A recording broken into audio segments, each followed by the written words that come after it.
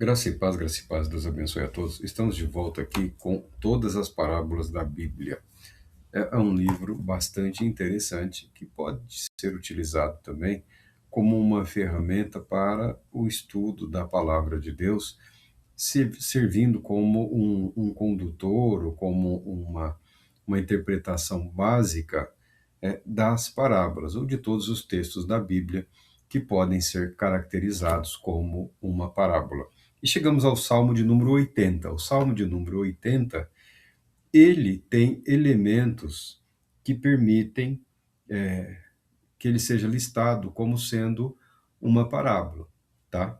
É um salmo da família de Asaf, também tem o título Testemunho de Asaf. Ele conclui como uma oração direta a Deus. O salmo é oração por restauração, oração pela restauração. Obviamente, Asaf está pedindo a Deus pela restauração da nação, do povo judeu. Nós estamos pedindo pelas nossas vidas, para que sejamos restaurados. Então, este salmo, ele segue os elementos de uma oração por restauração. Pode ser bastante útil, dependendo do momento em que você estiver passando ou estiver vivendo. Vamos à leitura do Salmo, depois nós apresentamos os elementos aqui que o caracterizam como uma parábola. Oração por restauração, você encontra pelo menos 3 citações aqui na palavra de Deus, neste salmo, dizendo: Restaura-nos, ó Deus, faze resplandecer o teu rosto e seremos salvos. O verso 3. No verso 7 ele diz: Restaura-nos, ó Deus dos exércitos, faze resplandecer o teu rosto e seremos salvos. E ele, na conclusão, ele fala: Restaura-nos, ó Senhor, Deus dos exércitos, faze resplandecer o teu rosto e seremos salvos. É um salmo que se expressa como uma oração confiante a Deus, como uma entrega a Deus, uma súplica por restauração, uma súplica para que sejamos reconduzidos ao estado para o qual fomos chamados por Deus em Cristo Jesus. Escuta, ó pastor de Israel, que guias José como um rebanho. Tu que estás entronizado sobre os querubins, manifesta a tua glória. Diante de Efraim, Benjamim e Manassés. Desperta o teu poder e vem salvar-nos. Restaura-nos, ó Deus, faze brilhar tua bondosa face para que sejamos salvos. Eterno, Deus dos exércitos, até quando em tua ira santa ignorarás as preces do teu povo? Deste-lhe a comer o pão das lágrimas, a beber um pranto triplicado. Fizeste-nos objeto de contenda dos vizinhos, e de nós zombam os inimigos. Restaura-nos, ó Deus dos exércitos. Faze resplandecer sobre nós o teu rosto, para que sejamos salvos. A videira que retiraste do Egito, tu a replantaste, expulsando nações. Limpaste o terreno, e ela lançou suas raízes, enchendo a terra toda. Sua sombra cobriu as montanhas, e seus ramos os cedros altíssimos. Suas ramagens se estenderam até o mar, e seus brotos até o rio. Por qual motivo derrubaste suas cercas, permitindo que todos os que passam tomem suas uvas? O javali da selva a devasta, pastam nela os animais do campo. Volta-te, ó Deus Todo-Poderoso, olha do céu e vê. Vem visitar esta videira, da raiz que a tua mão direita plantou, o filho que para ti fortaleceste. Ei-la incendiada, cortada, pereçam eles sob a ameaça do teu rosto. Pousa a tua mão sobre aquele homem que está à tua direita, o filho do homem que para ti mesmo fizeste crescer. Não nos afastaremos de ti, tu nos conservarás a vida, e invocaremos o teu nome. Restaura-nos, ó Deus, Senhor Todo-Poderoso, faze brilhar tua face sobre nós, e então seremos salvos. Graças a Deus pela sua palavra. O comentarista aqui, ele fala sobre os elementos, né, sobre as figuras de linguagem que nós podemos extrair desses textos aqui. Ele usa 5 figuras de linguagem. A primeira dela é a metáfora do pastor, que apresenta Deus como um pastor. Ela é uma das principais designações de Deus, do Senhor, usada em relação a Israel e usada também em relação à igreja, tá? Então, o salmo é dos judeus, não, o salmo é de todo aquele que crê. As figuras de linguagem, as metáforas riquíssimas encontradas nesses textos, elas dizem respeito principalmente à vida no campo, à vida rural. Porque durante um longo período, durante alguns séculos, a base da economia de Israel era a agricultura, principalmente, e também a pecuária, né? A criação de gados lá, bovinos, ovelhas, animais de médio e pequeno porte. Então, mas a base da economia era a agricultura, ou a agropecuária, como se queira dizer nos dias de hoje, né? A agricultura e a pecuária. Então, a vida comum das pessoas, de grande parte da população das pessoas, era a vida no campo. Daí, extrair-se metáforas desse ambiente, deste mundo. E isso se prolongou ao longo dos séculos, milhares de anos, em que grande parte das populações viviam em função da agricultura e da pecuária. O Brasil, por exemplo, chegou a ter algo em torno de 70% ou mais da população, em alguns períodos, acho que quase todos, mas na história recente, atualmente tem diminuído, diminuiu bastante. Mas, para quem não conhece, hoje existe toda uma juventude que não faz ideia, né, do que seja a agricultura, que seja o plantio, o cuidado de animais, o que possa ser interpretado, entendido como pastoreio. Lamentamos profundamente por isso. Eles terão dificuldades para compreender e se apropriar desses elementos. Mas nós que tivemos uma parte da vida nesse ambiente, compreendemos perfeitamente, porque a agricultura requer cuidado constante, diário. Também o cuidado com os animais, ele é diário, ele é constante. Então, essa metáfora de Deus, essa figura de Deus como um pastor, diz respeito à onipresença de Deus nas nossas vidas, guiando e sustentando a sua criação. Outro elemento aqui, que bastante comum, e ouvíamos inclusive na infância, os mais velhos falando, é o pão de lágrimas, o verso 5 do Salmo de número 80. Dá-lhes a comer pão de lágrimas e a beber copioso pranto. Está falando do sofrimento, está falando das dificuldades. E essa é uma figura que expressa intenso sofrimento. Intenso sofrimento. Como que se por algum momento o povo, ou aquela pessoa, ou aquela vida, estivesse afastada da graça de Deus, estivesse afastada da presença abençoadora do Deus Todo-Poderoso. Às vezes a pessoa se sente dessa maneira, o que não significa que Deus de fato tenha se afastado ou se retirado daquela vida, daquele indivíduo, tratando-se de eventos comuns à vida humana, que nós, às vezes, na nossa maneira de interpretar a vida e a fé, interpretamos como decorrente da ação de Deus. E em alguns momentos na história de Israel nós vemos que é sim um julgamento de Deus, um juízo, um castigo, uma correção, com o objetivo de trazer o povo de volta ao Deus Todo-Poderoso. O pão de lágrimas.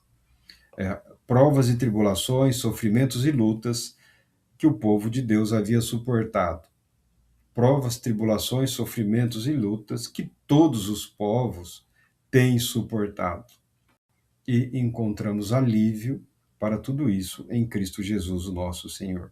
A vinha, né, a vinha é usada como emblema de Israel, símbolo natural e adequado, que não surpreende encontrá-lo no Antigo e também adotado no Novo Testamento. Israel foi tirado do Egito e plantado em Canaã. Está usando outra metáfora outra figura de linguagem aí da agricultura, Israel sendo apresentado como uma vinha. O comentarista fala, sua sombra cobriu as montanhas, seus ramos, os rios, o que se refere aos limites da terra prometida, do mar até o rio Eufrates. Hoje tem até controvérsias inúteis aí sobre qual deve ser, ou qual pode ser, ou qual será, né, os limites da chamada Terra Santa do Israel. Se bem que nós não estamos preocupados com o estado aí político de Israel, tá? Essa nova nação de Israel, esse território aí que não tem ainda um século, que não tem ainda um século. O Israel com o qual nós nos preocupamos e temos a mente voltada é aquele através do qual o Senhor Deus tem agido ao longo de sua história. E em Cristo Jesus, o chamado Israel de Deus é, é formado, é composto tanto por judeus quanto por não judeus. A palavra de Deus não está limitada a questões étnicas. O chamado, a vocação e o compromisso desse povo era ser testemunhas de Deus para toda a humanidade. Mesmo chamado, vocação e propósito que Deus estabeleceu para a igreja, formada por judeus e não judeus, judeus e gentios. Qual o objetivo? Qual é o privilégio? Proclamar a palavra de Deus. Qual o privilégio? Qual o objetivo? Viver a palavra de Deus. Qual o privilégio? Qual o objetivo?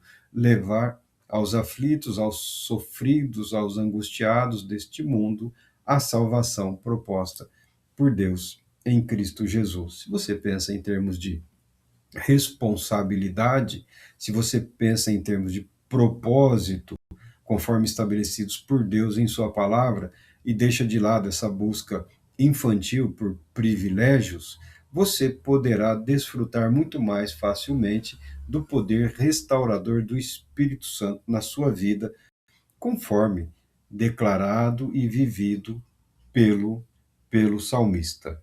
Os cedros, os cedros, é, o povo de Deus pode ser comparado também como os cedros de Deus. É uma árvore nobre, é uma árvore exuberante.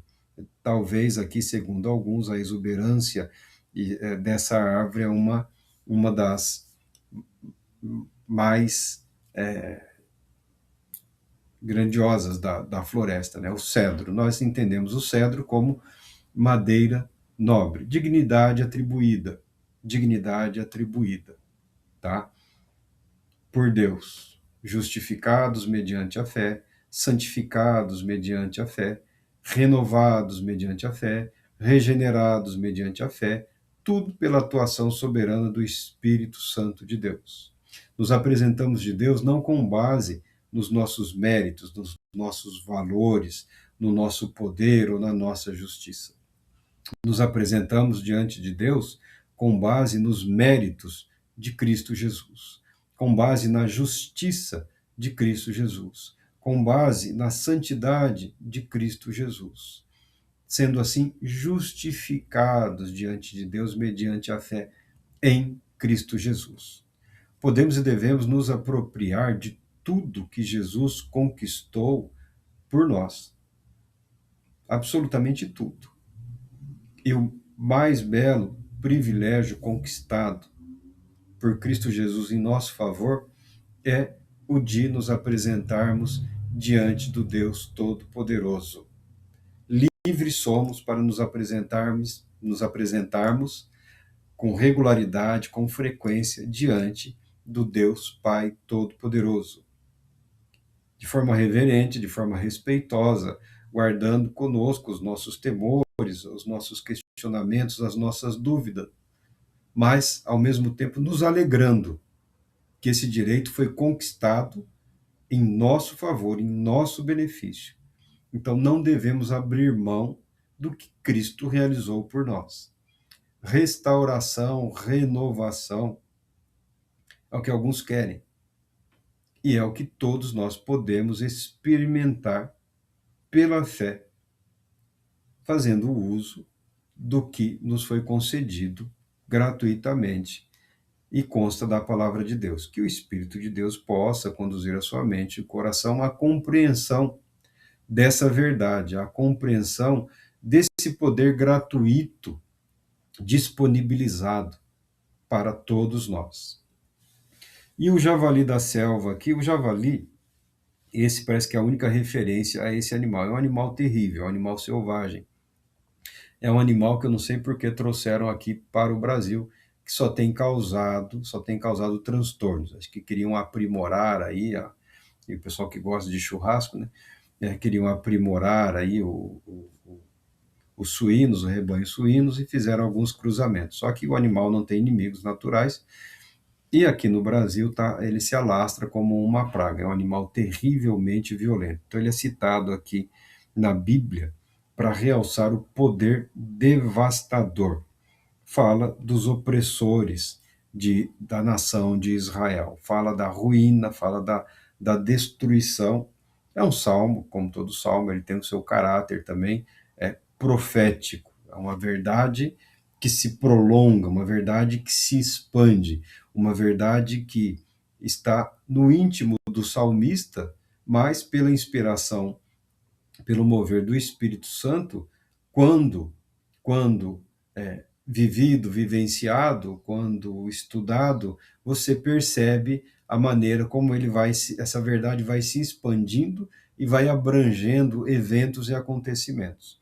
Algumas nações aqui são comparadas a animais, tá? O Egito tem a figura lá do crocodilo, e também o reino da Assíria, o que o representava era o leão. O leão era uma representação escriturística aqui do reino da Assíria naquele período. E o javali é apresentado como um animal selvagem, como algum ser, algum ente capaz de provocar grande destruição. Que Deus não permita que esse mal nos aflija.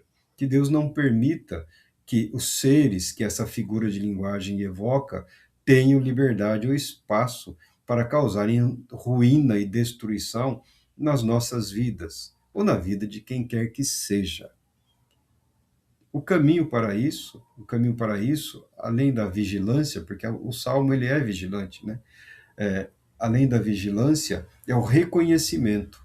É o reconhecimento de que Deus é poderoso e fiel para restaurar as nossas vidas, para restaurar o nosso ser, para restaurar o nosso corpo, para retificar as nossas vidas, para nos recolocar diante dele em fidelidade, diante dele em obediência. O Salmo, segundo o comentarista aqui, ele é um bom exemplo de quando o pensamento passa naturalmente do figurado para o literal. Este salmo parabólico termina em belo estilo ao dirigir-se a Deus com o refrão alcançando seu tom completo, expressando a mais plena confiança em Deus. Restaura-nos, ó Deus.